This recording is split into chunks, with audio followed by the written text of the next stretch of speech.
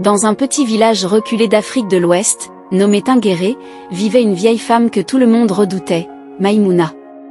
Courbée par l'âge, sa silhouette maigre se dessinait comme une ombre inquiétante sous les rayons de la lune.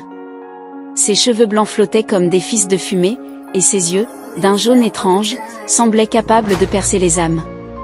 Maïmouna n'était pas une simple vieille femme.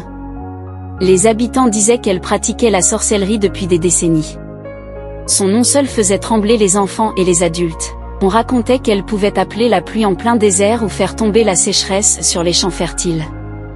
Chaque nuit, les villageois fermaient leurs portes et leurs fenêtres, traçant des symboles protecteurs sur leurs murs. Mais même ces précautions ne suffisaient pas toujours. Les nuits où la lune était pleine, des hurlements stridents résonnaient à travers le village. On disait que Maïmouna sortait de sa hutte pour hanter les âmes. Ceux qui osaient regarder par leurs fenêtres juraient avoir vu une silhouette dansante au milieu de la place du village, entourée d'un cercle de feu. Selon une légende transmise par les anciens, Maïmouna avait autrefois été une jeune femme d'une beauté rare, convoitée par les hommes et jalousée par les femmes. Elle était mariée à un riche chasseur, mais un drame brisa son bonheur, son mari fut tué lors d'une chasse mystérieuse. On dit qu'il avait été piégé par des ennemis jaloux ou dévoré par des forces invisibles. Maïmouna, dévastée par le chagrin, s'était tournée vers une vieille guérisseuse pour apprendre les arts occultes, espérant ramener son mari d'entre les morts. Mais elle franchit des limites interdites. Les esprits qu'elle avait invoqués la maudirent, transformant son chagrin en haine. Elle devint une paria, redoutée par tous, et sa hutte, à l'orée de la forêt, devint un lieu que personne n'osait. Au fil des années, des événements tragiques secouèrent le village. Des enfants disparurent sans laisser de traces. Des troupeaux entiers de chèvres furent retrouvés vidés de leur sang. Les récoltes s'éteignaient mystérieusement. À chaque tragédie, le nom de Maïmouna était murmuré.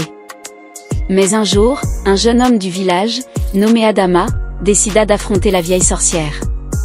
Adama était connu pour son courage et sa foi inébranlable en les anciens esprits protecteurs. Une nuit de pleine lune, il s'arma d'un talisman sacré donné par un griot et se rendit à la hutte de Maïmouna. La hutte était entourée d'un silence glacial. Adama entra, et là, il trouva Maïmouna assise sur un tapis de peau, ses yeux jaunes fixés sur lui. « Tu es courageux, jeune homme, dit-elle d'une voix rauque. Mais sais-tu que le courage seul ne suffit pas pour affronter l'invisible ?» Adama brandit son talisman et déclara, « Ta malédiction a assez duré. Aujourd'hui, je libère ce village de ton emprise. » Maïmouna éclata d'un rire sinistre qui résonna comme un tonnerre. Mais alors qu'elle s'apprêtait à invoquer ses esprits, le talisman d'Adama s'illumina d'une lumière aveuglante. Une force surnaturelle se déchaîna dans la hutte, emportant Maïmouna dans un tourbillon d'ombre. Au matin, la hutte avait disparu, et avec elle, la vieille sorcière.